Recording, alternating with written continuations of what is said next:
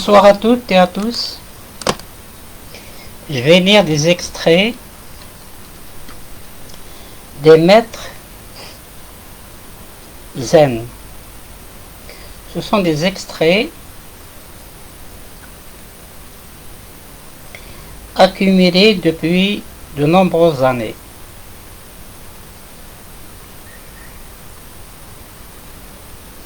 J'espère qu'ils vous plairont.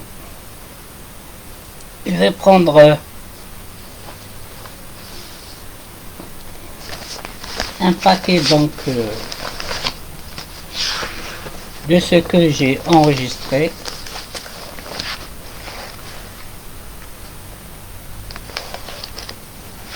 Et je vais lire quelques-uns. Ce sont des extraits uniques. Pour une vie entière pour les accumuler.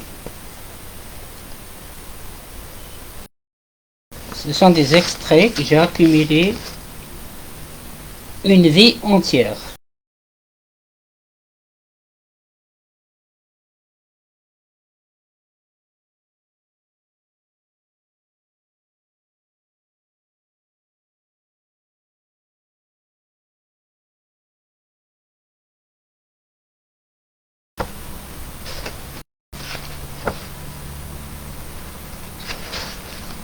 Je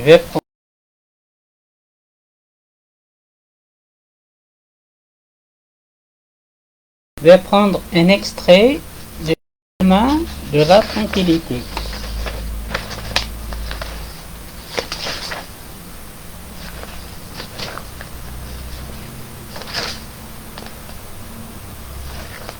Voilà.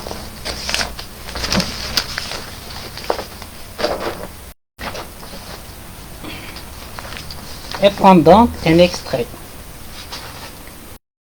du chemin de la tranquillité.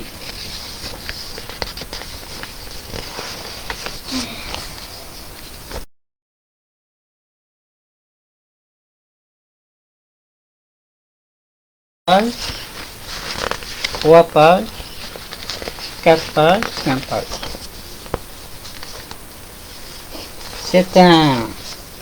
C'est un extrait du maître zen. Et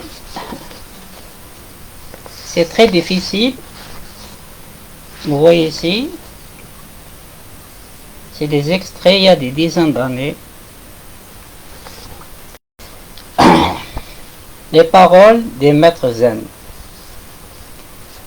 Pour trouver des extraits de cette ampleur, il faut une vie entière. Ce sont des extraits qui vont directement à vous. Comment? Merci Nelly. Tu es très gentil. Shalom.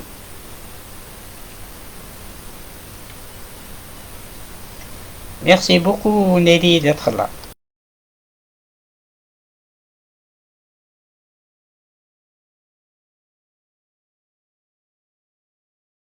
Je vais parler à quelqu'un. Nelly, je vais lire des extraits des maîtres zen. Tout ce que je mets, Nelly, ça concerne l'éveil. Ce qu'on dit, nos maîtres zen. Parce que trouver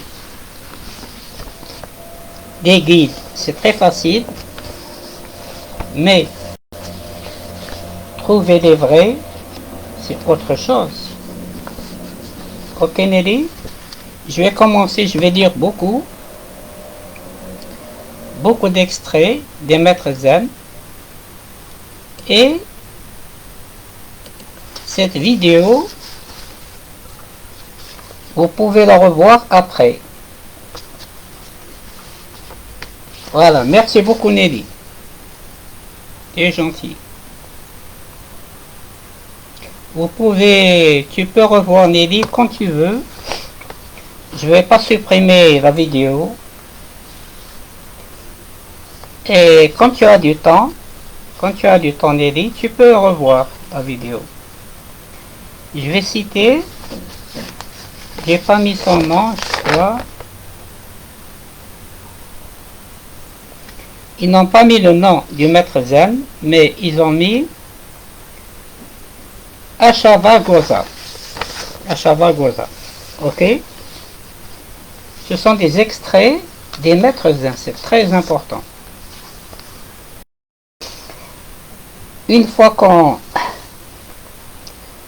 finit cet extrait, on peut un peu commenter, puis on passe à d'autres extraits.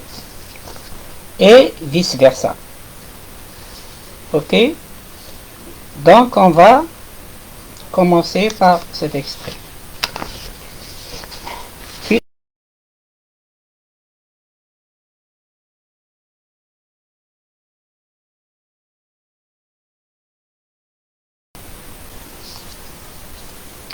Le but de cette discipline est double. Amener à l'arrêt toutes les pensées troublantes.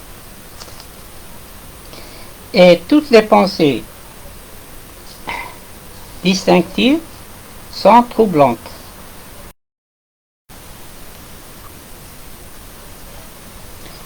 Calmer toutes les humeurs et émotions de l'esprit.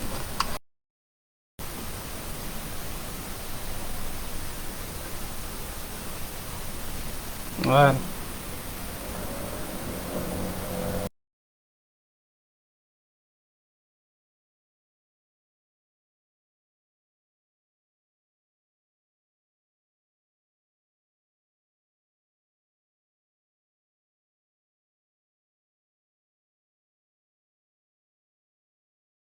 Et double. Amener à l'arrêt les pensées troublantes. Et toutes les pensées distinctives sont troublantes. Calmer toutes les humeurs et les émotions absorbantes. De façon qu'il soit possible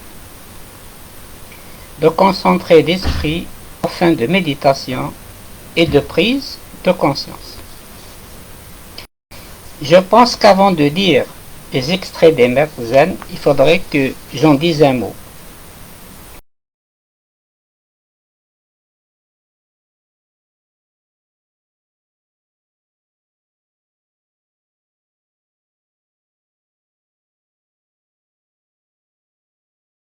Le but de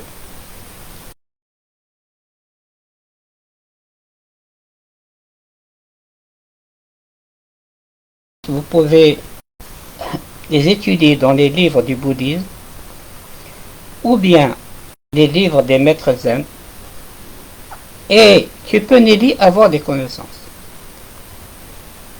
Le but de mes vidéos, c'est vous mettre en face de la réalité. Quelle est la réalité? La réalité de nos existences. Il faut considérer notre existence comme un rêve. C'est le seul moyen d'y voir clair.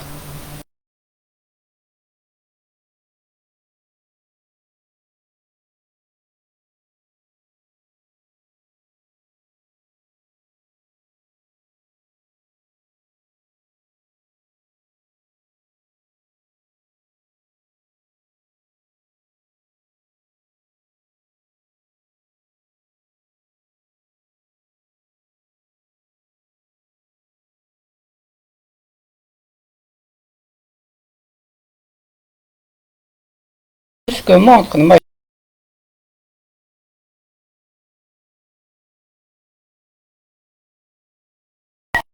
des esprits, pas des âmes, parce que il y a une différence entre une âme et un esprit.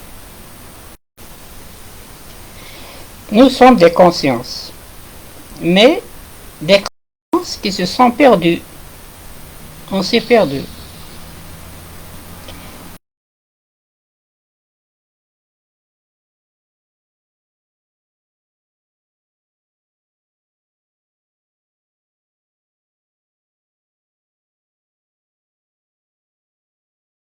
dans un monde réel.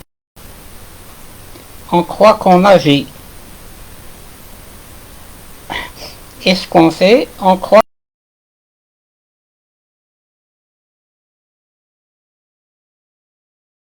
que nous sommes un peu comme dans un cinéma en train de regarder un film.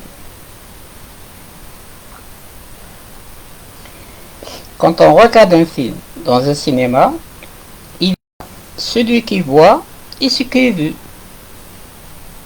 Mais il arrive que même dans un cinéma, on s'identifie avec le film. Par exemple, s'il y a une femme qui pleure dans le film, on peut pleurer aussi.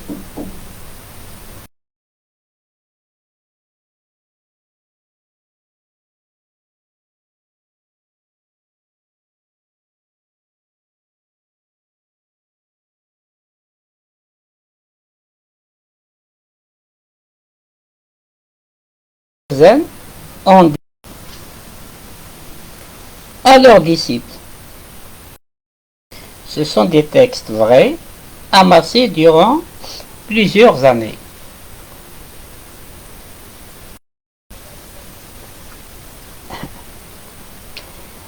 Et c'est très important. Et je vais dire pourquoi c'est important. C'est important parce que il y va de notre salut. Je vais prendre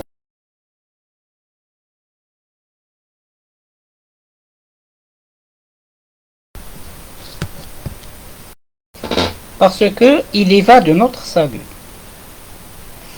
Le salut, c'est quoi? C'est simplement la réincarnation. Il y a beaucoup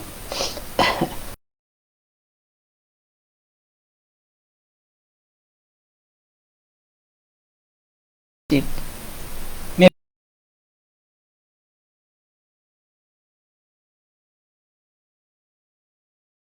réalité. On ne vous répondra pas. Le but de la spiritualité, c'est de mettre fin aux réincarnations. Et pour mettre fin aux réincarnations,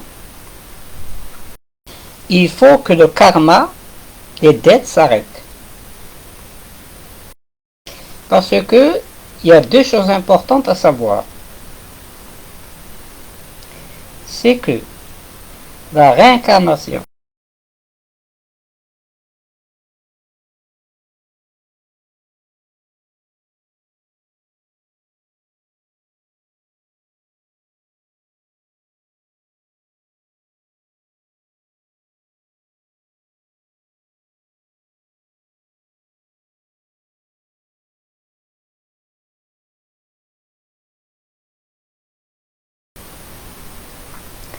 ce sont des mondes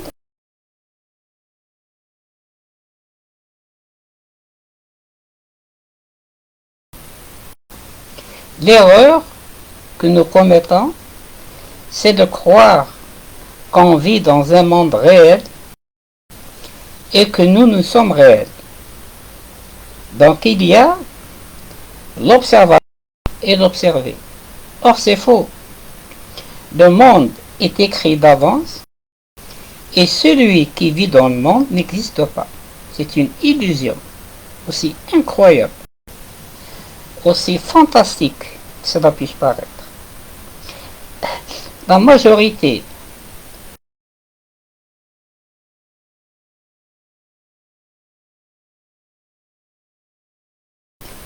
soit il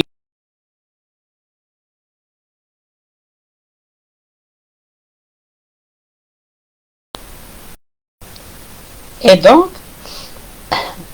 ils pratiquent, ils enseignent.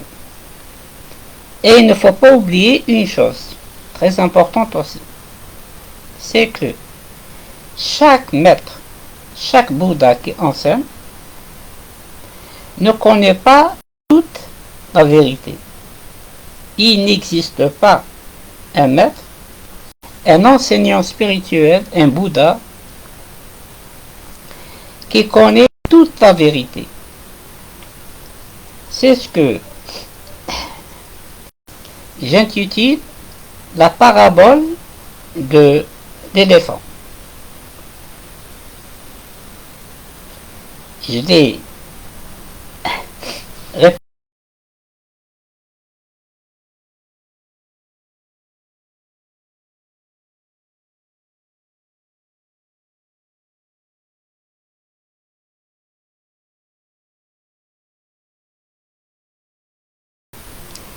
Et Brahma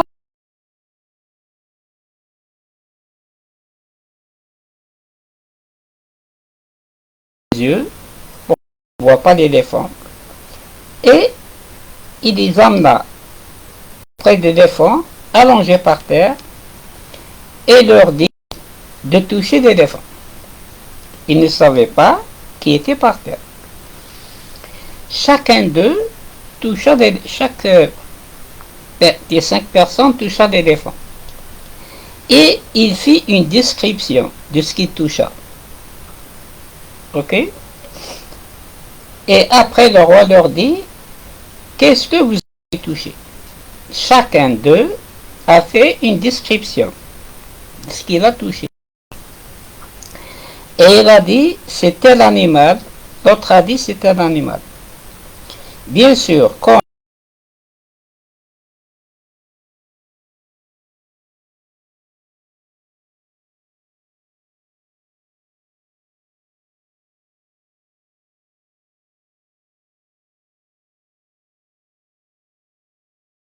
les 5 bonhommes, ils ont vu l'éléphant. Alors le roi leur dit,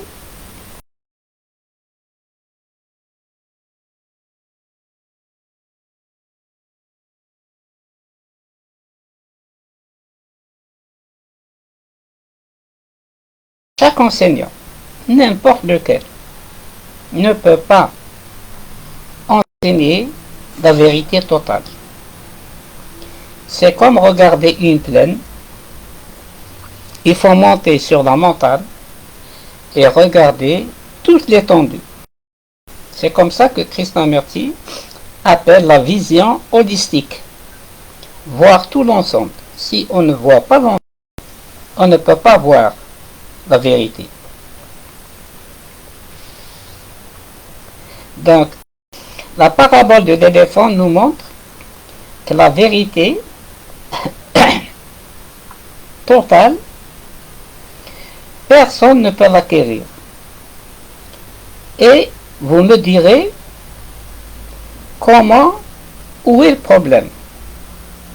Le problème, c'est que chaque enseignant, chaque maître, chaque Bouddha dit c'est la vérité totale. Et il dit il ne faut pas regarder les autres maîtres. Parce que je vous dis,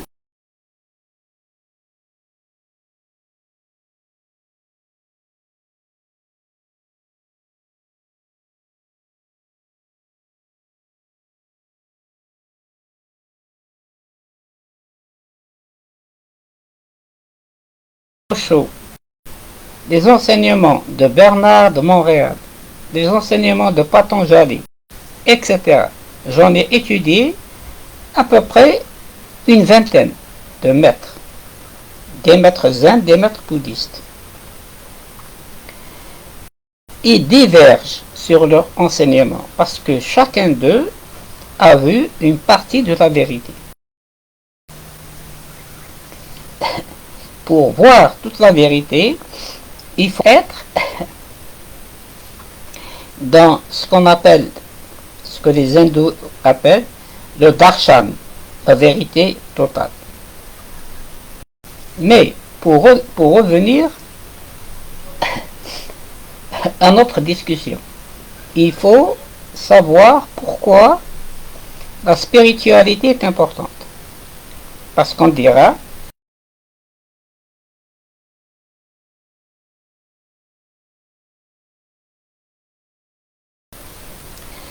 On étudie la spiritualité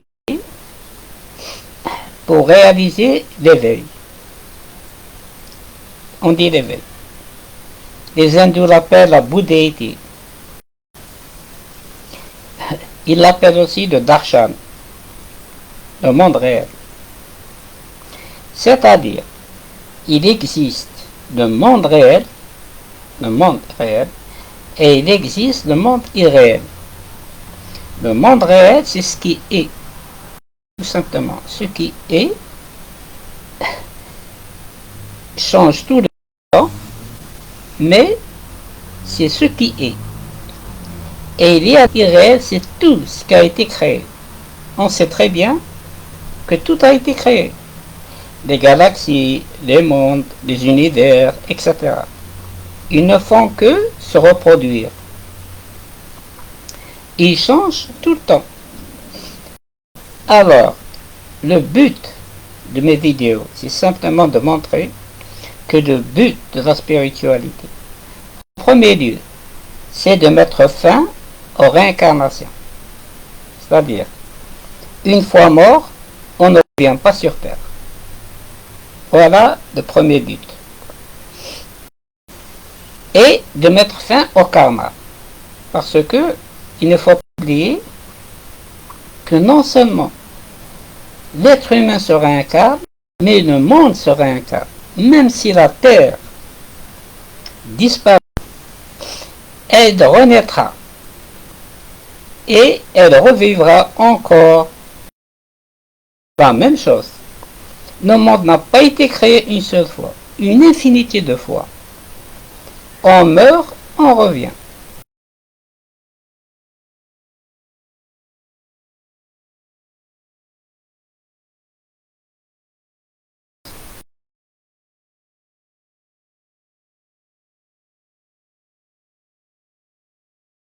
Une autre vie encore. C'est rare ceux qui enseignent réellement. En général, c'est un cafouillis. On parle d'une partie de la réalité et on laisse de côté une autre partie de la réalité. Je répète, le but de mes vidéos, c'est de montrer que la réincarnation existe, le karma existe, la conscience existe. Mon but, c'est simplement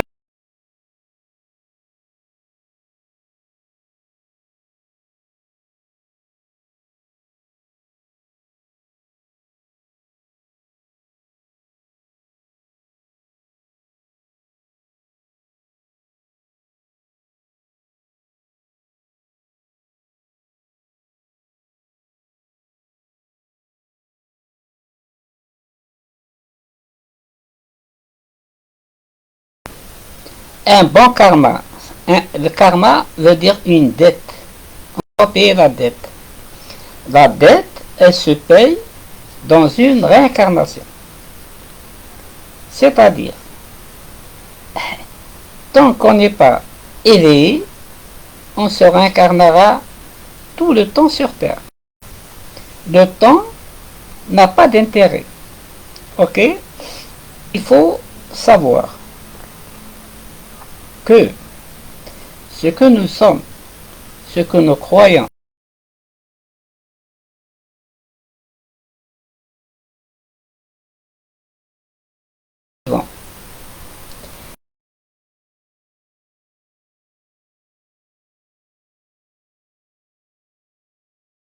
n'est pas spontanément à chaque seconde. Il est révélé à chaque seconde, mais il est déjà créé. La suite de notre monde est déjà créée. Il y a donc notre monde et il y a nous, c'est-à-dire l'être humain. L'être humain, à son tour, est déjà créé. C'est-à-dire, on ne peut pas imaginer que nous sommes une création. C'est-à-dire notre personnalité, notre individualité est une création. Mais c'est une création. Nous ne sommes pas la personne humaine. La personne humaine est une création. Nous sommes une entité qui vit une existence. Mais nous ne sommes pas créateurs de notre existence. Ok, il y a une grande différence. L'observation. L'observateur et l'observé. L'observateur, c'est nous. L'observé, c'est le monde. Mais, dans la réalité, l'observateur et l'observé sont un. Il n'y a pas deux entités. Et c'est ça le but qu'il faut réaliser. C'est-à-dire, on disparaît, tout disparaît, et on fait un avec la conscience cosmique. C'est très difficile. Il n'y a pas lieu de se casser la tête. Ou bien, vous aimez vivre sur Terre, une existence humaine, ou bien, vous voulez vous éveiller. C'est aussi simple. Il n'y a pas autre chose. Je préfère parler de l'irréalité de notre monde, et puis chacun en fera ce qu'il veut. L'illusion dans laquelle tout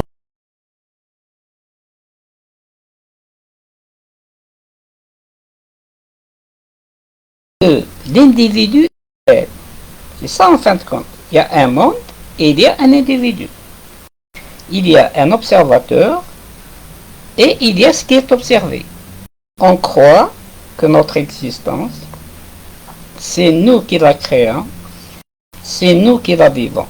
Mais c'est totalement faux. Le monde, il est déjà créé et l'individu est créé aussi. Comment donner un exemple? L'exemple qu'on peut donner, vous prenez un livre, par exemple, vous voulez lire. Quand vous lisez le livre, il y a un personnage qui sort du livre.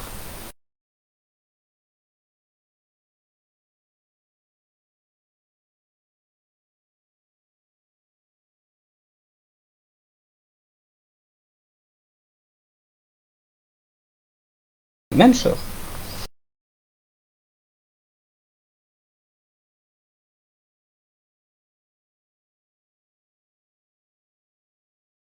Ok?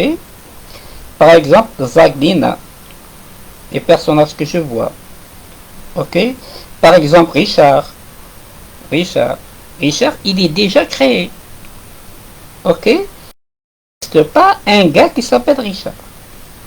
Si vous me dites j'existe, d'où vient le nom? Quand on a été un bébé, on nous a donné un nom. Tu t'appelleras Nelly, tu t'appelleras Zagor, tu t'appelleras Zach, tu t'appelleras Richard. Mais le nom qu'on nous a donné, c'est quand on était bébé. Le bébé, quand il est né, est-ce qu'il a un nom? Il est né, il n'a pas de nom. Ok? On lui a donné un nom au bébé. Par la suite, il y a eu une transformation. Le bébé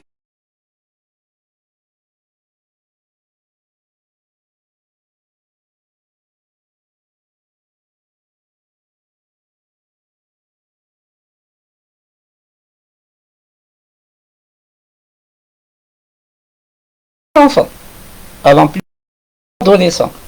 Est-ce que l'adolescent, c'est l'enfant, c'est le bébé? L'adolescent lui-même se transforme et devient un adulte. Est-ce que l'adulte, c'est l'enfant? Et l'adulte devient un vieillard. Ok? Donc, il y a une transformation de ce qu'on croit que nous sommes, un bébé, un enfant, un adolescent, un adulte, un vieillard. Mais le nom ne change pas. C'est-à-dire, je prends Richard, c'est toujours Richard. Richard bébé, Richard enfant, Richard adolescent, etc. Nous sommes d'accord. Donc, l'individu n'existe pas. Parce que ce sont des parts.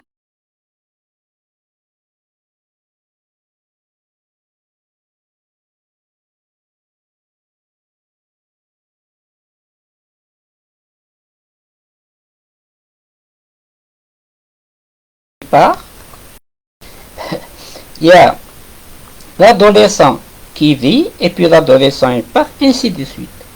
Le problème, on dit toujours je. On dit toujours c'est moi. C'est moi qui a vécu. Mais qui a vécu? Est-ce que c'est l'enfant? Est-ce que c'est l'adulte? Est-ce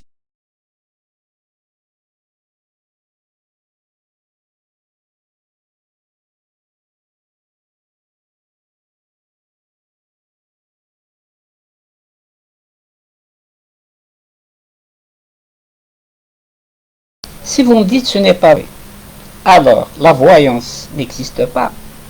Si vous voyez un voyant, il peut vous dire, par exemple, dans 20 ans, vous serez ceci ou cela. Ok? Un voyant. La voyance. La voyance existe. Je sais qu'elle existe. J'ai la preuve moi-même que la voyance existe. Parce que quand j'étais un enfant, j'ai rêvé que je conduisais un camion. Je conduisais un camion.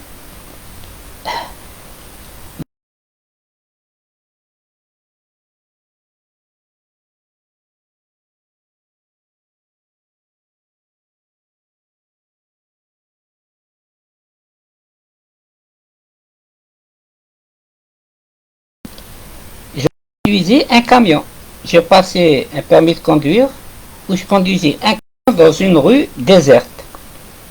Et quand je conduisais le camion dans une rue déserte, je me suis rappelé, le souvenir est venu, quand j'étais un enfant, je conduisais un camion. Le même souvenir.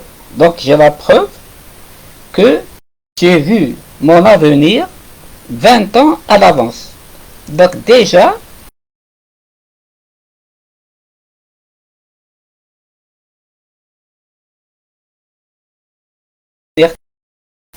c'est que notre existence est ficelée d'avance. On ne peut rien changer. On peut vous dire l'heure de votre mort. Vous prenez le 13e, pas le 14e. Vous prenez le 13e Dalai Lama. Le 13e Dalai Lama savait comment il allait être tué et par qui.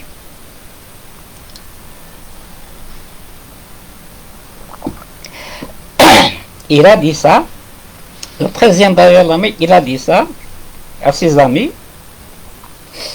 Il leur a dit, je sais qui va me tuer et je sais quand.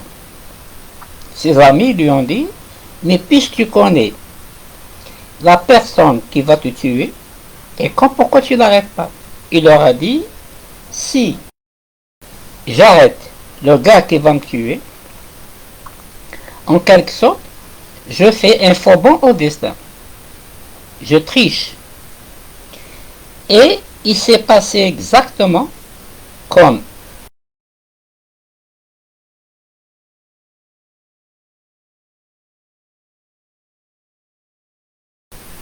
sur Internet, comment est mort le 13e Dalai Lama. Donc, le monde où nous vivons est écrit d'avance. Il y a rien ne peut changer. Et nous-mêmes qui vivons nous-mêmes qui vivons dans ce monde, nous sommes déjà créés, c'est-à-dire de personnages que nous animons. Le monde dans lequel on vit sont déjà créés. C'est déjà créé. Vous allez me dire, Mais alors qui vit? Il n'y a personne qui vit. C'est ça l'astuce. Il existe. Nous sommes des consciences.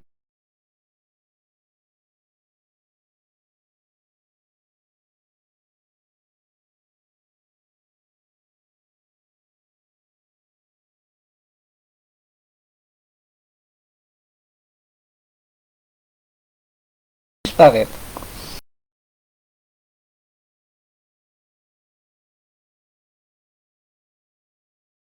Changera lors de sa mort. Ok? Et c'est ainsi que toutes les vies humaines se produisent. Ok? Elles sont faites, selon Bernard de Montréal, dans la 5e dimension. On parlera plus tard des dimensions. Les vies humaines, d'existence des univers, sont dans la 5e dimension.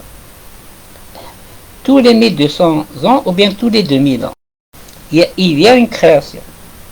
Quand la création s'arrête, il y a une destruction de tout ce qui existe, de tous les univers.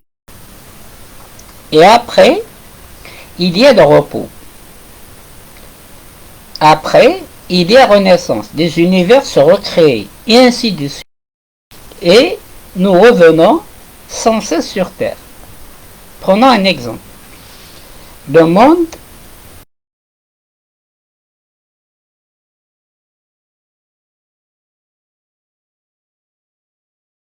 droit, ce qu'on appelle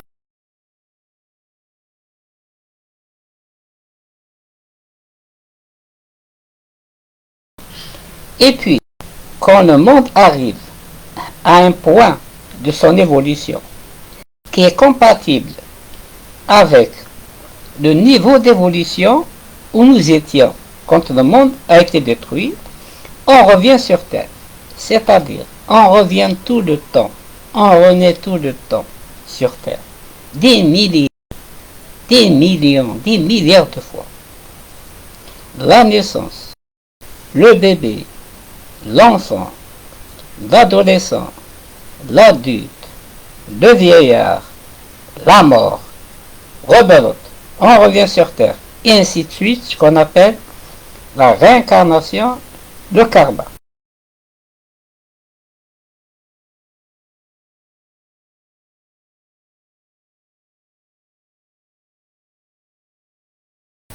Comment mettre fin aux réincarnations? Il faut bien se mettre ça dans la tête. La spiritualité, c'est d'éveil, bien sûr. C'est devenir un Bouddha, c'est s'éveiller. Mais pourquoi il faut s'éveiller? C'est ça.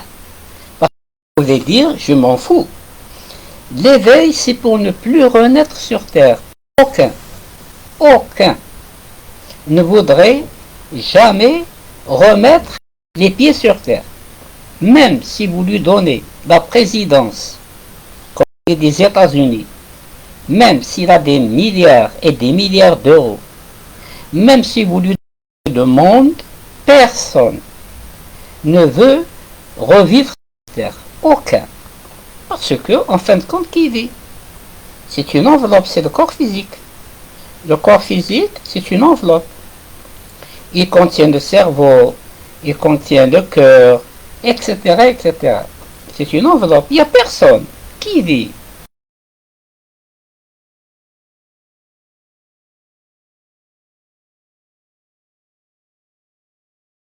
Il n'y a pas quelqu'un ici.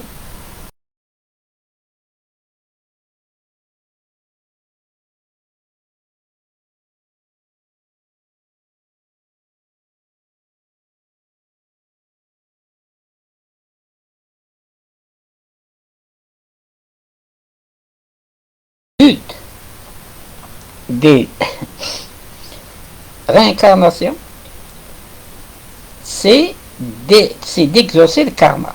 Pourquoi on renaît? On renaît parce qu'on a un karma. Et qu'est-ce que c'est un karma? Un karma, ce sont des dettes. Ce sont des dettes. Quand on a une dette, il faut payer la dette. C'est pour ça qu'il y a des maîtres qui enseignent comment s'éveiller. Donc le but, c'est la spiritualité. La spiritualité, c'est la seule chose qui importe. Rien n'a d'importance que la spiritualité. Et n'oubliez pas que notre existence est ficelée d'avance. C'est-à-dire, on ne fait absolument rien. Tout ce qu'on fait est une illusion.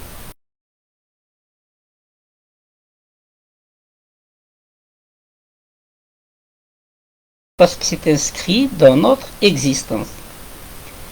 Je répète, le monde est une illusion et la personne qui vit dans ce monde est une illusion.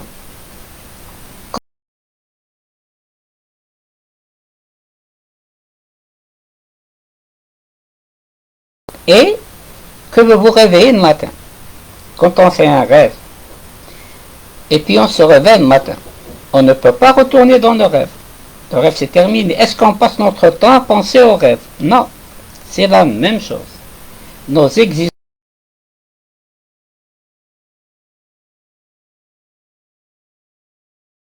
La différence entre le rêve que l'on fait la nuit, quand on dort, dans notre sommeil,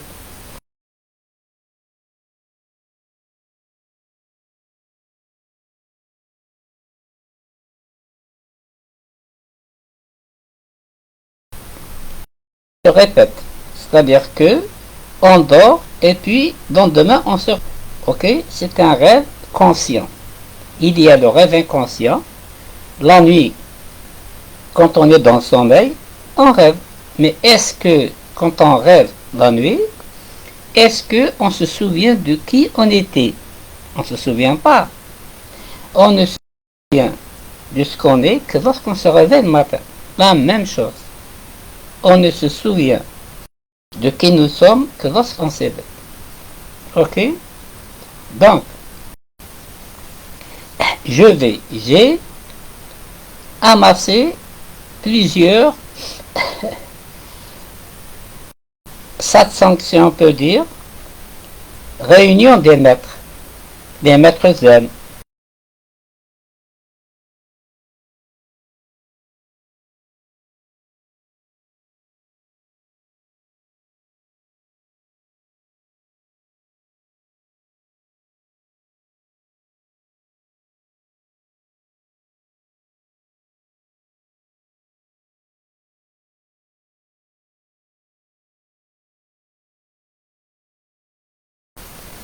Il faudrait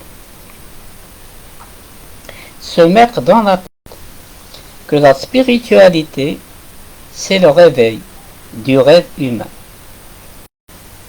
C'est ça ce qu'est la spiritualité.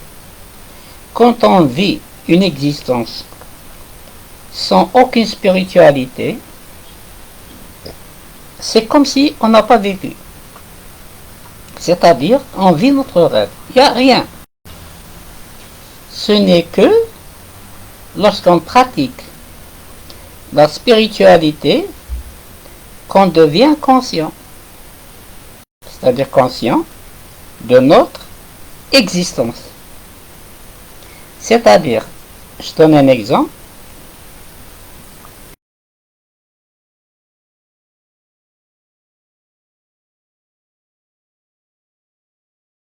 Vous n'êtes pas conscient que vous marchez. C'est lorsque vous essayez d'être conscient, quand vous marchez d'être conscient, que vous êtes conscient. Quand on marche, quand on marche par exemple, on marche et on téléphone. Ok?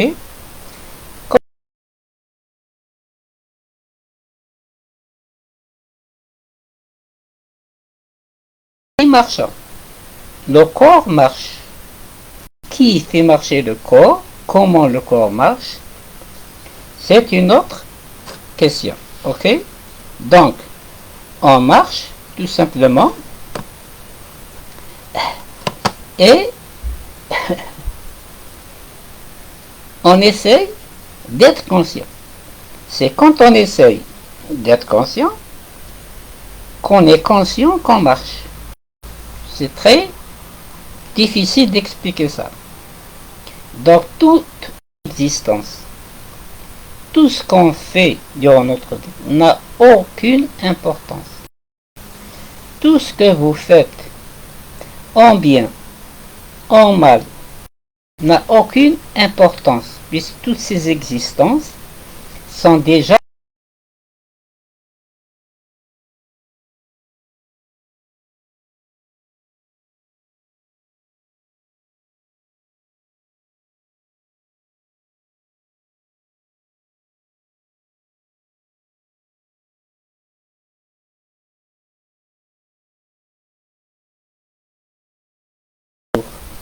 telle date, telle heure, telle minute.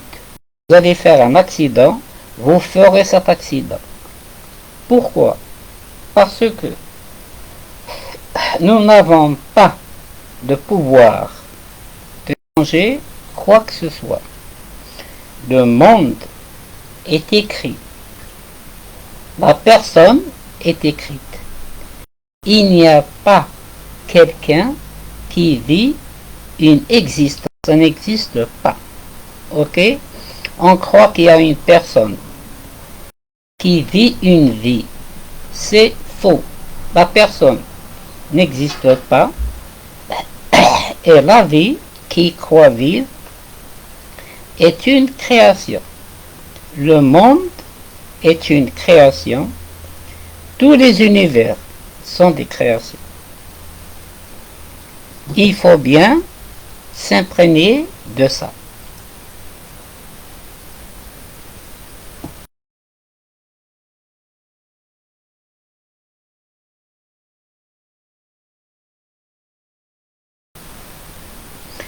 Dans ce monde, c'est de pratiquer, de faire le nécessaire pour ne plus venir sur Terre, c'est-à-dire mettre fin à la réincarnation.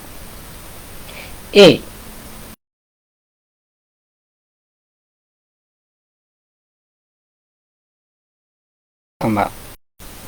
les karmas,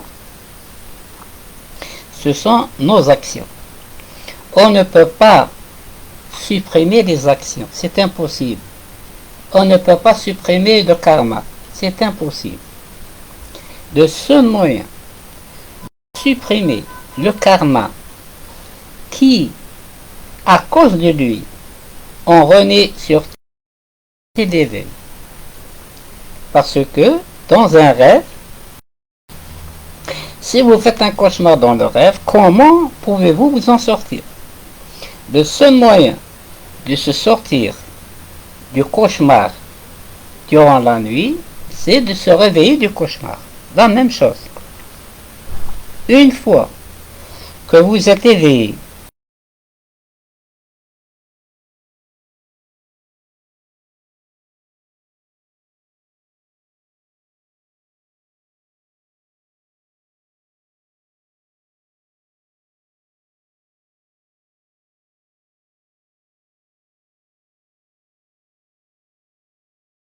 ok, c'est-à-dire un lieu cosmique, on appelle ça la conscience cosmique ou bien la conscience divine, où on ne fait qu'un tout ce qui est, parce que il n'existe qu'une conscience, il n'existe pas de conscience. Ce qui est sera toujours, ce qui n'est pas ne sera jamais. Il faut bien s'imprégner de ça. Il existe une conscience qui n'a jamais été créée, qui n'est jamais née. Ok? Et cette conscience, on appartient tous. Nous sommes des fragments. Nous nous sommes identifiés à quelque chose de périssable. Nous nous sommes identifiés au monde. Et dans le monde, on a pris notre personnalité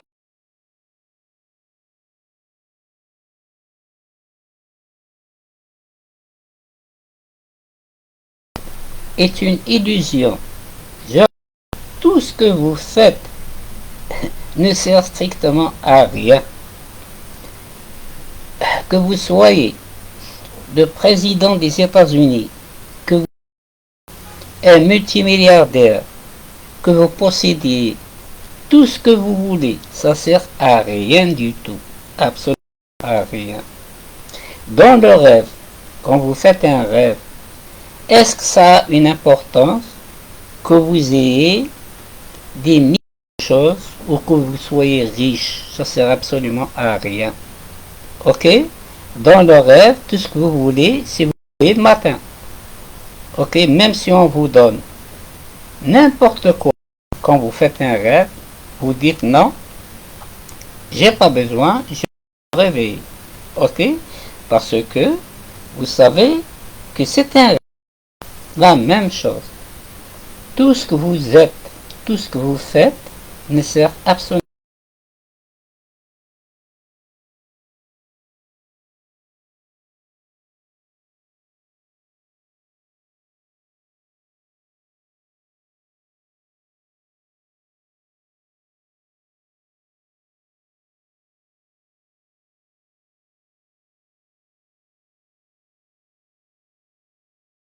à notre mort. On ne renaît plus sur terre. C'est terminé. Et celui qui n'est pas éveillé avant qu'il ne meure, il reviendra sur terre. Et rebelote, il renaîtra un bébé, un enfant, un adolescent, un adulte, un vieillard. Et il meurt et rebelote. Le cycle infernal de réincarnation. Sans cesse, même si le monde est détruit, le monde renaîtra parce que le monde aussi se réincarne. Le monde aussi, il se réincarne. Le monde aussi se réincarne. Il y a la réincarnation du monde. Ok? Et quand le monde se réincarne, et quand il arrive à un niveau d'évolution, on revient. Je répète, les mondes astraux sont créés. Les mondes invisibles sont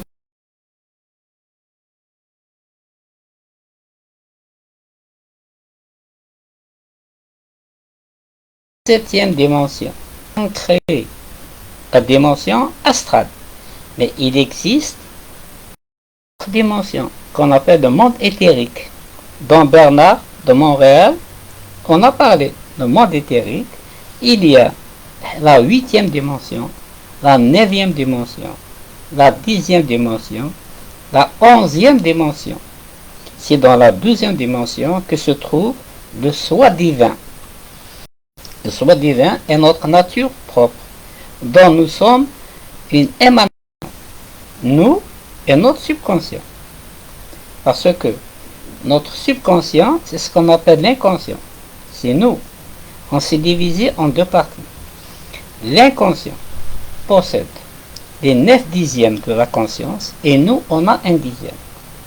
C'est-à-dire qu'on ne peut rien faire par nous-mêmes. C'est notre subconscient, c'est notre inconscient qui fait tout, qui s'occupe de tout.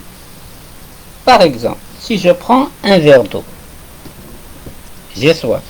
Voilà. Ce n'est pas moi. Ce n'est pas moi en tant que conscience qui a fait ça. C'est mon subconscient.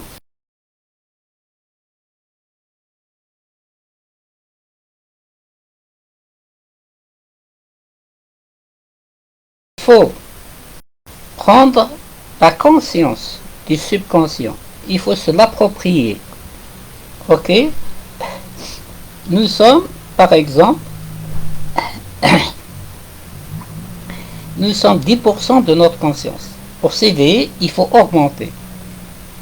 Il faut prendre la conscience, il faut que l'inconscient devienne conscient. Il faudrait qu'on ait 20, 30, 40, jusqu'au moment où on arrive à 90% de notre conscience, on s'éveille. Donc, il faut pratiquer des exercices de prise de conscience.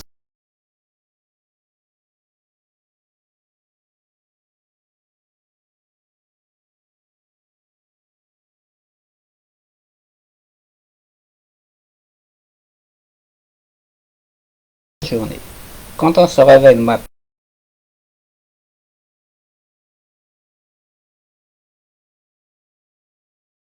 quand on travaille, il faut devenir conscient. Il ne faut rien laisser de côté. Il ne faut pas laisser des zones d'inconscience. Parce que les zones d'inconscience, quand on laisse, on ne peut pas s'éveiller. Puisque notre conscience est diminuée. Ok? Il faut s'accaparer de toute la conscience quand on dort. Quand on se réveille. Durant la journée. Ok? Ça, c'est au niveau du corps.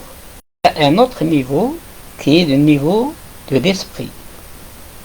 Il faut devenir conscient de tout ce qui se passe dans notre tête. Les pensées. Il ne faut pas s'identifier aux pensées. Il faut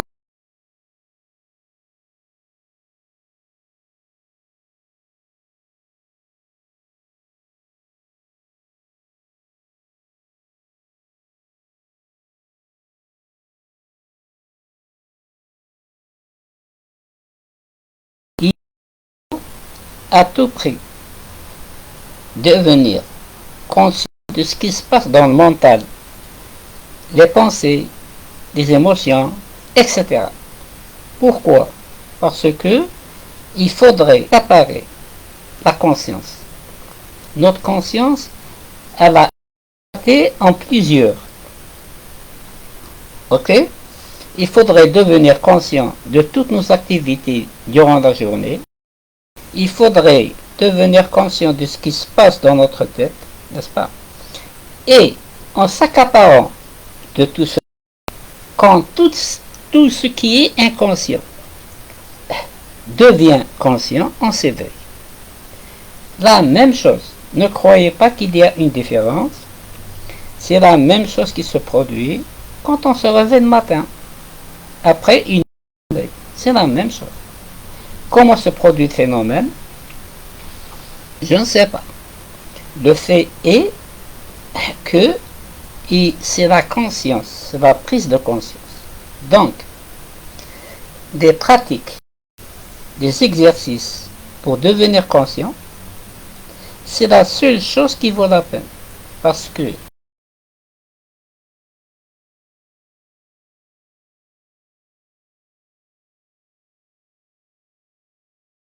est déjà écrit.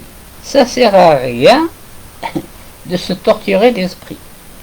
Quand on meurt, il ne faut pas avoir peur de mourir. Parce qu'on reviendra sur Terre, pas avec notre personnalité. On reviendra avec notre conscience, notre esprit, mais sous une autre qualité, sous une autre apparence. Et rebelote. C'est-à-dire chacun choisit son chemin. Il n'y a personne qui peut vous obliger à faire quoi que ce soit. Chacun de nous.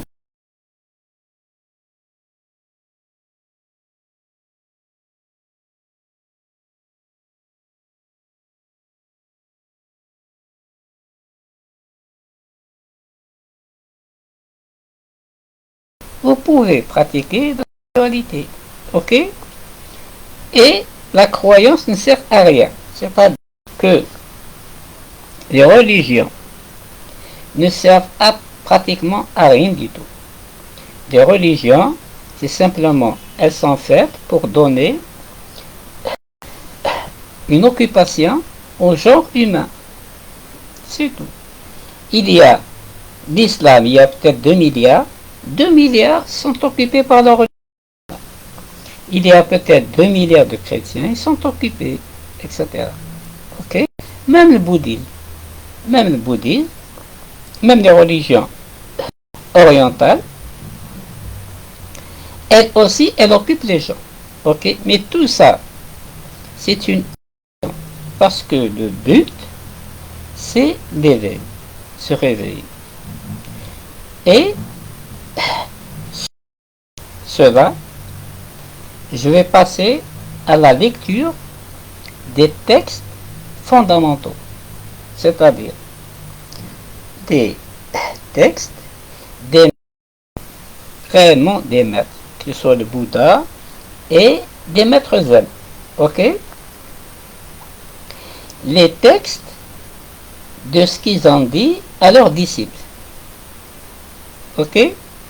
Et c'est très important parce que ce sont des textes vrais et ces textes peuvent vous donner une idée, peuvent vous aiguillonner, peuvent frapper votre esprit.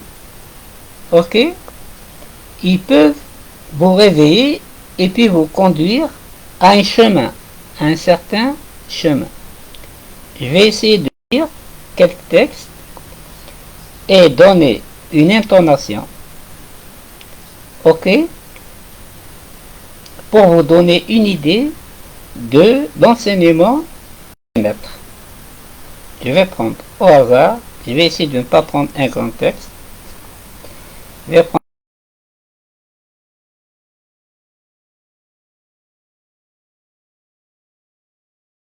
je vais mettre une intonation. Ok? Bon, si je prends celui-là, il est grand.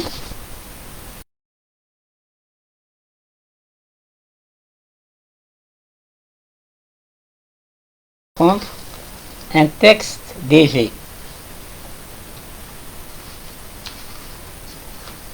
Voilà. Je vais prendre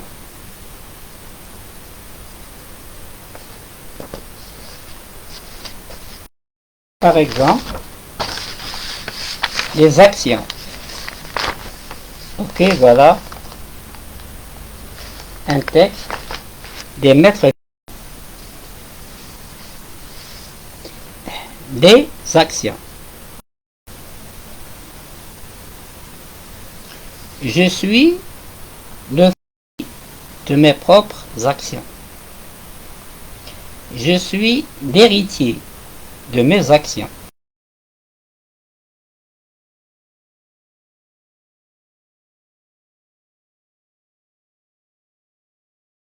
Personnalité.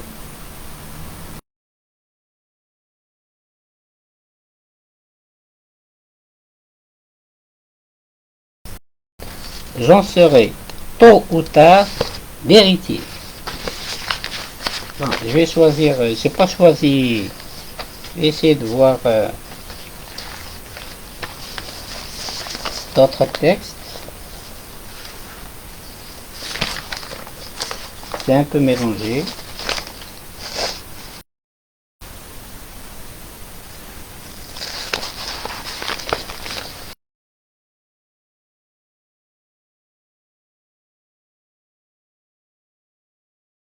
Mais que je l'ai pris d'un livre. C'est très intéressant. L'acteur. On croit qu'on est l'acteur. On croit qu'on est l'acteur de nos actes. Alors, regardez ce que le Bouddha a dit. Au niveau de la croyance en nos propres actes. On croit qu'on est l'auteur de nos actes. On croit que c'est nous qui agissons. Erreur. C'est une illusion. Voilà ce qu'a dit le Bouddha il y a milliers d'années. Seul existe la souffrance et non celui qui souffre. La première parole du Bouddha.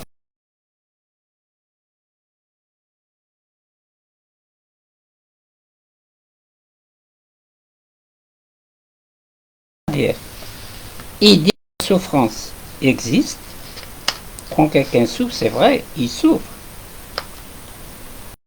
Et non celui qui souffre. C'est-à-dire il n'y a personne qui souffre. C'est une illusion. C'est-à-dire, quand il y a la douleur, quand on sent une douleur, la douleur n'existe pas.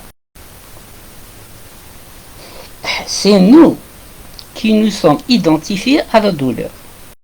Et par une pratique journalière, on peut se désidentifier et la douleur n'existera pas. Il y a des gens, vous pouvez leur couper une main, ils ne sentent rien. Donc, Je répète la première phrase du Bouddha. Seul existe la souffrance et non celui qui souffre. Il n'y a personne. C'est une illusion.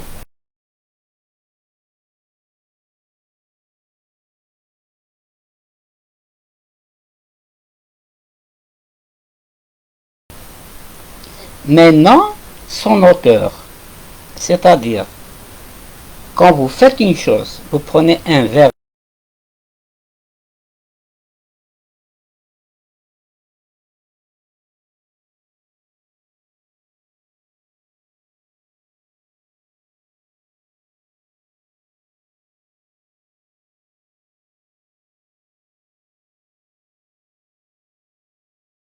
Un verre d'eau, c'est faux.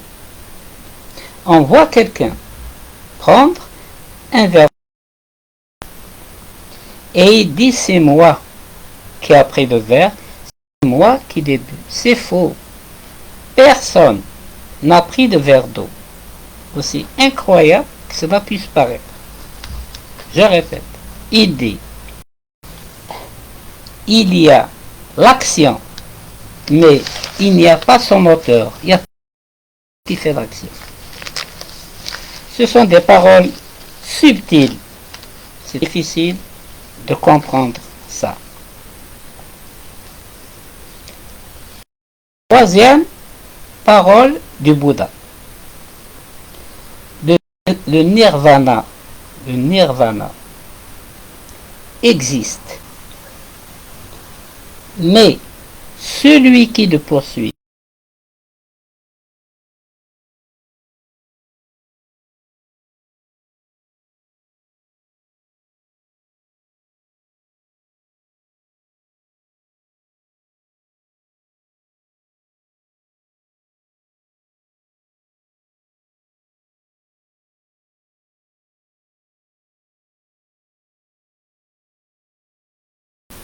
le nirvana existe et il existera toujours. Alors le Bouddha il dit, le nirvana existe, le nirvana est. Mais non celui qui le poursuit. C'est-à-dire que la personne qui cherche à réaliser le nirvana n'existe pas. La personnalité est une illusion. Très, très difficile, très subtile pour comprendre ça. Et la quatrième parole du Bouddha,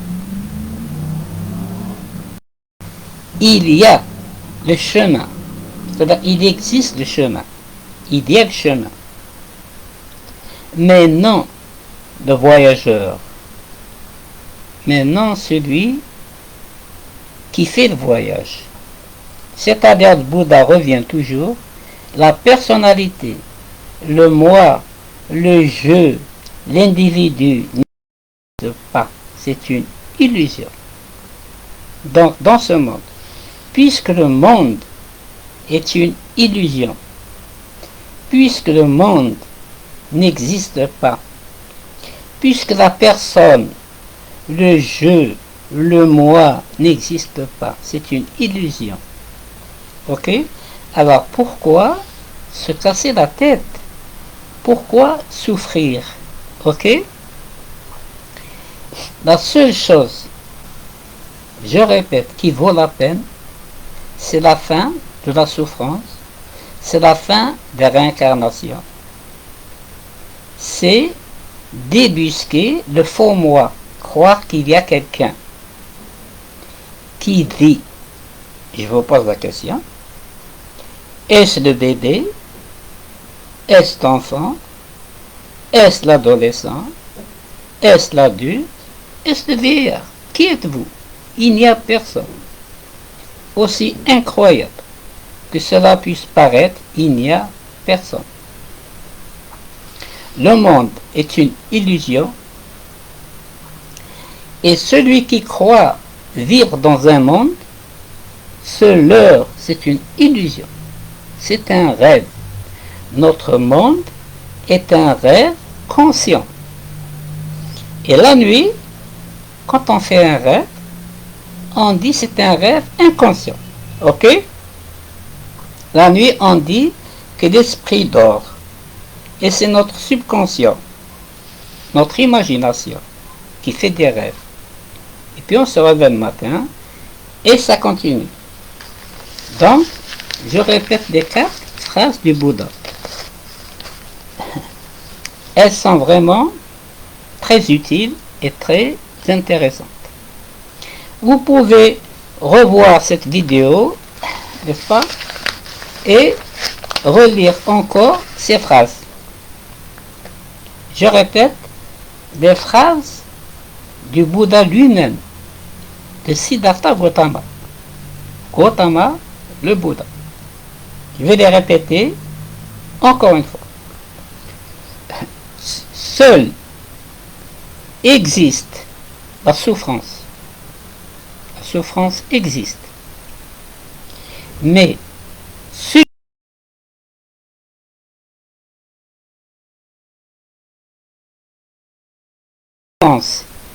existe bel et bien. Mais celui qui souffre n'a aucune réalité.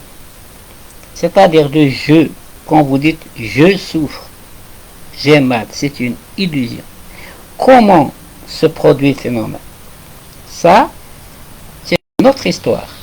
Croire qu'il y a quelqu'un qui souffre est une illusion. Mais la souffrance elle-même, elle existe. C'est la première parole bouddhique du Bouddha. Je répète la première phrase du Bouddha. La souffrance existe. Celui qui souffre n'existe pas.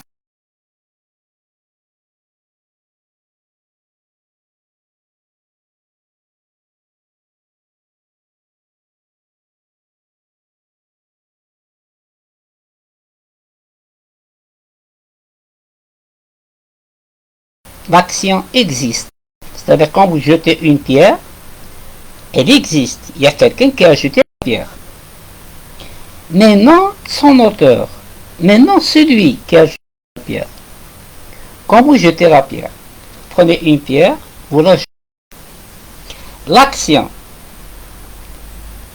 de quelqu'un qui a jeté la pierre existe. Vous le voyez, quelqu'un jeter une pierre. Mais il n'y a personne qui l'a jetée. Croire qu'il y a quelqu'un qui a jeté la pierre, c'est faux. C'est subtil. Aussi incroyable que cela puisse paraître. C'est la deuxième parole du Bouddha. Je vais encore citer la troisième parole du Bouddha. Le nirvana est. Le nirvana existe. Qu'est-ce que c'est nirvana? Le nirvana, c'est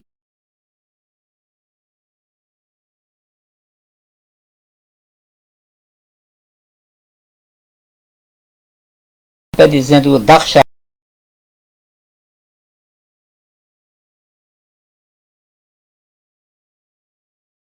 Certains disent, ok, certains disent le nirvana, c'est la conscience qui existe, qui a toujours existé, qui n'a jamais été créée. Le nirvana, le nirvana. Alors Bouddha il a dit, le nirvana existe. Mais celui qui poursuit le nirvana n'existe pas. C'est-à-dire croire qu'il y a quelqu'un, qu'il y a un jeu, qu'il y a un moi qui poursuit nirvana, c'est faux. Il n'y a personne. C'est très subtil. C'est extraordinaire. Le nirvana existe. Mais celui qui essaie de réaliser le nirvana n'existe pas. C'est une illusion. La troisième parole de Gautama Bouddha. La quatrième parole de Gautama Bouddha. Le chemin existe. C'est le chemin pour réaliser le nirvana. Le chemin. Le chemin existe. Mais non le voyageur. C'est beau, n'est-ce pas? Très beau. Ouais.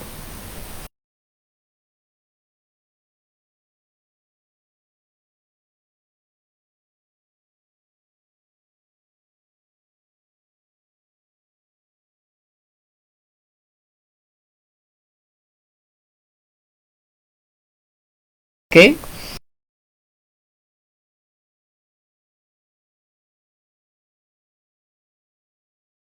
France existe, science existe, le chemin existe, le nirvana existe, mais celui qui le poursuit, celui qui essaye de réaliser le nirvana n'existe pas. Pourquoi? Ce que nous sommes déjà dans le nirvana, mais nous nous sommes illusionnés, nous nous sommes identifiés avec le monde.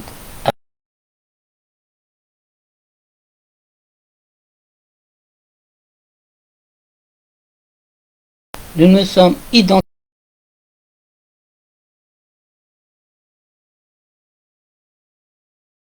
lui-même. Il se cherche lui-même. Ok? Il ne pourra jamais se trouver puisqu'il est lui. Ok? C'est lui. S'il se trouve, puisque c'est lui. Imaginez-vous, vous vous cherchez. Vous vous êtes oublié. Parcourez le monde. Ça, c'est le Bouddha qui l'a dit. Et un jour, vous réalisez que vous êtes vous. N'est-ce pas? Donc, je vais essayer de prendre une autre lecture.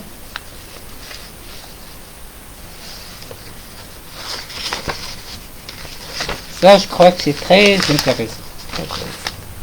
Je n'essaie pas de vous lire un texte qui prend beaucoup de temps. Il n'y a pas de suite, dommage.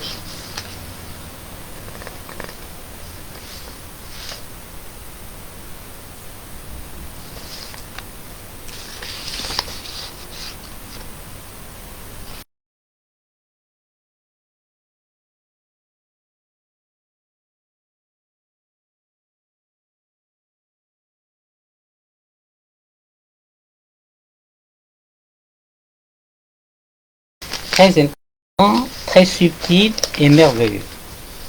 Ça, c'est toujours le Bouddha. Libre des sens, voilà. Je l'ai écrit, ça fait des dizaines d'années. Libre des sens et des pensées. C'est-à-dire acquérir la liberté de ce que nous donne les sens, parce que nous sommes conditionnés par nos sens.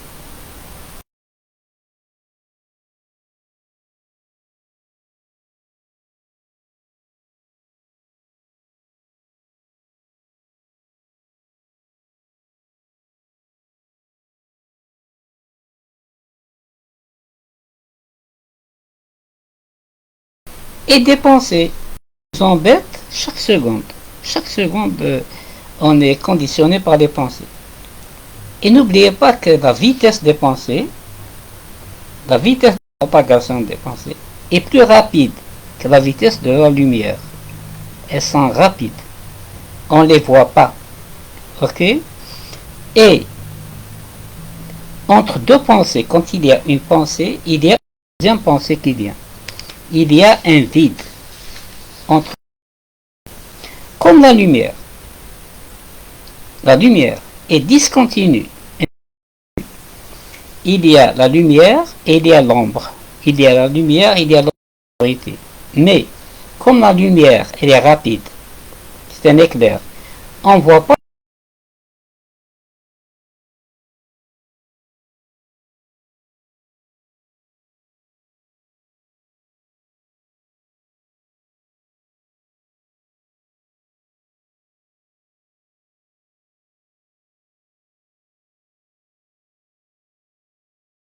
les pensées sont continues. Il y a un vide entre deux pensées. Quand une pensée vient et une autre vient, il y a un vide. Et entre une pensée et une autre pensée, le vide, c'est le nirvana. Si on arrive à percevoir le vide entre deux pensées, on est éveillé. Soudainement, on est éveillé. Ok? C'est la rapidité des pensées qui nous maintiennent dans l'esclavage. Ok? Alors, je vais dire,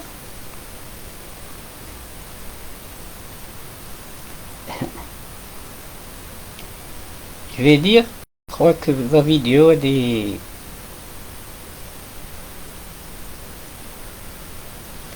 elle s'arrête. Bon, voilà. Je vais lire donc le texte du Bouddha. Libre des sens et des pensées. La liberté. Les pouvoirs miraculeux du Bouddha sont ceux qui le laissent libre. Il a la liberté. Des formes quand il entre dans le monde des formes. C'est-à-dire les formes, c'est des objets. Il n'est pas pris dans l'illusion des objets. Il faut étudier Krishnamurti pour comprendre. Krishnamurti, il dit quand on voit l'arbre, c'est faux d'observateur et d'observer, c'est-à-dire d'observer l'arbre. Et il y a un espace et un temps. Krishnamurti dit que l'arbre, quand on voit l'arbre, c'est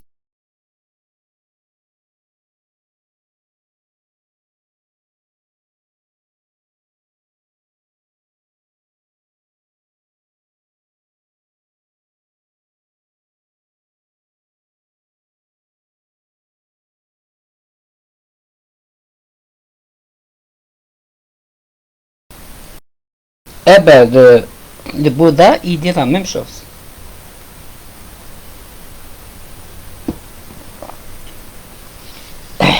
Il dit,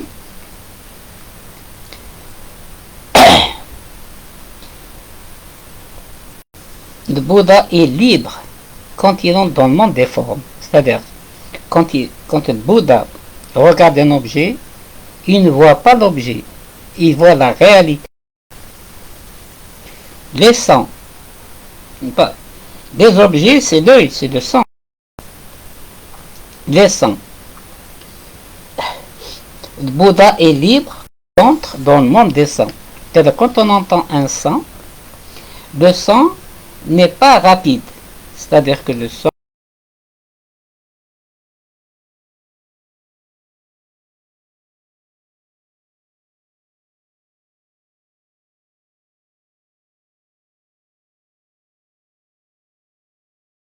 c'est la mémoire, n'est-ce pas, qui reçoit le son et qui le change, etc. Il continue, quand il entre des parfums, il est libre.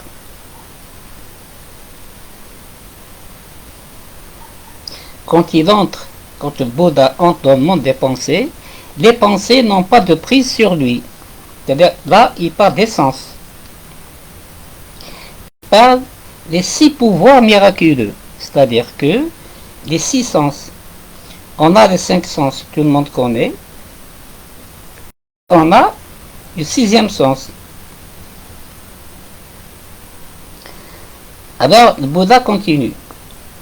Acquérir les 6 pouvoirs miraculeux, c'est acquérir la nature du vide, des 6 domaines de l'objet de connaissance. Bien qu'il soit là dans le corps des 5 skandhas, il marche sur la terre dans ses pouvoirs miraculeux. Et ça va prendre énormément de temps, n'est-ce pas?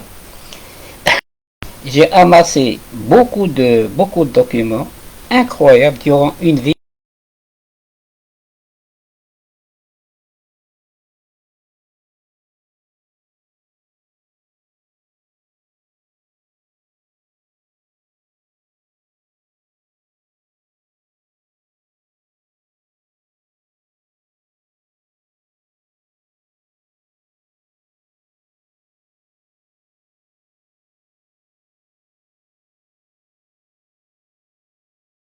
Il m'arrive de retirer une phrase d'un livre. Donc ça vous donne l'idée des centaines de livres, n'est-ce pas, de spiritualité. Voilà tout ce que j'ai amassé durant une vie entière.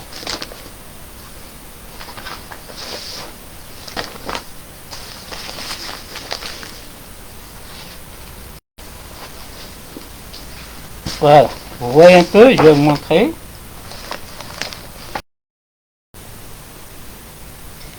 Ça, tout ça, ce sont des extraits.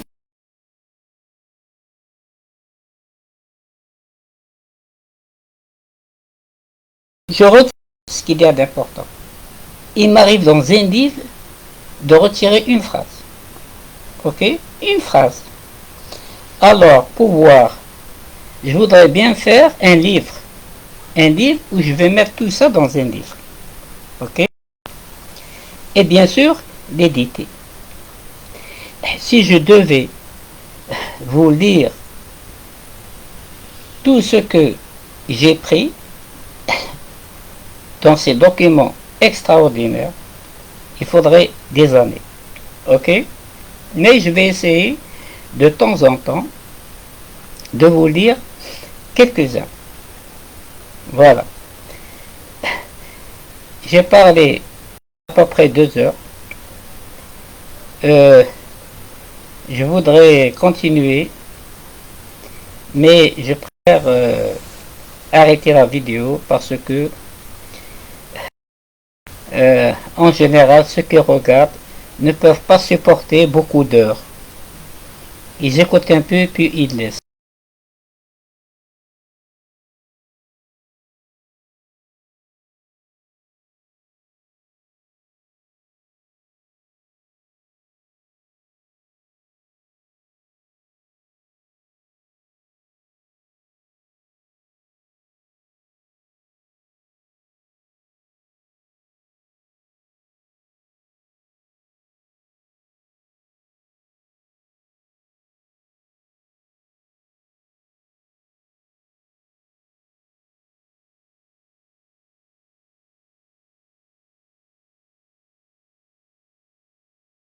C'est suffisant pour cette vidéo.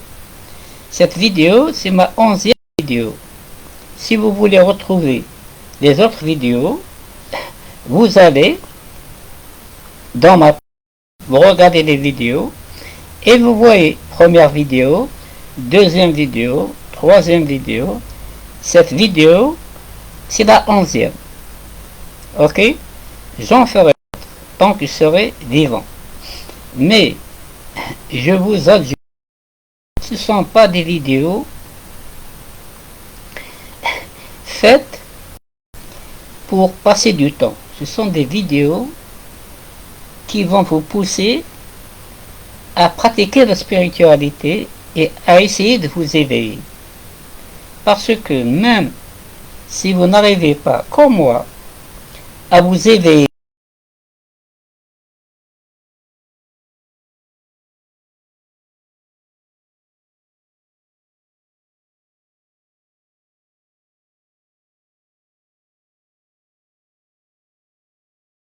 comment? Par exemple,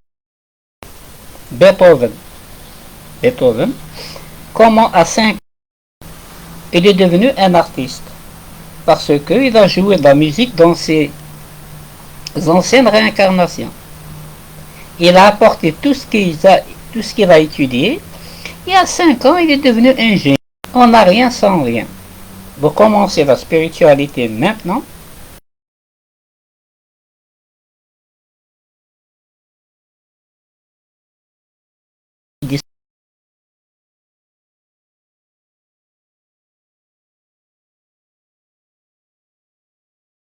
On m'a gagné durant vos vies antérieures.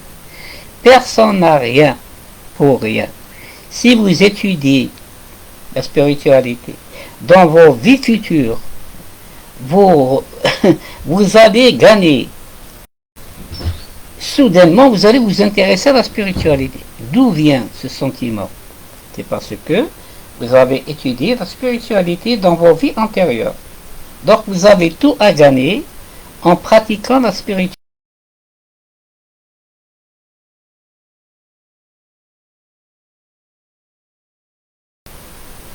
Plus tard, et vous allez vivre une vie écrite d'avance et rebelote.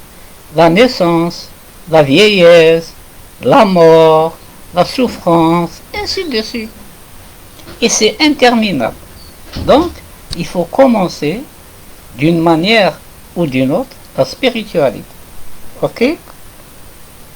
Et je vais vous aider. Je vais vous lire des textes zen, c'est-à-dire des séances des maîtres zen.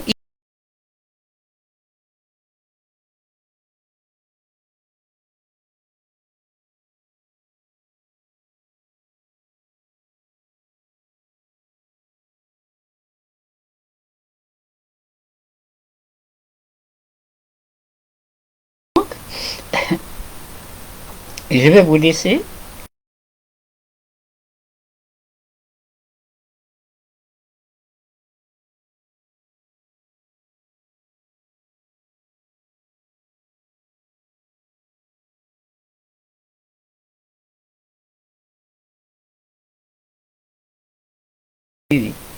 Et à la prochaine vidéo. Je vais mettre juste une musique parce qu'elle est là.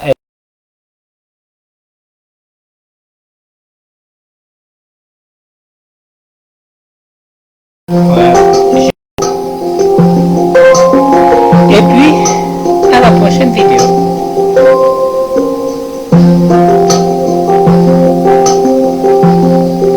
Voilà.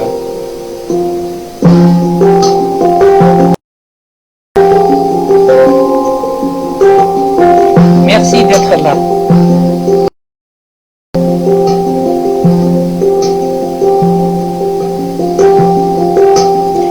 Voilà. On va arrêter.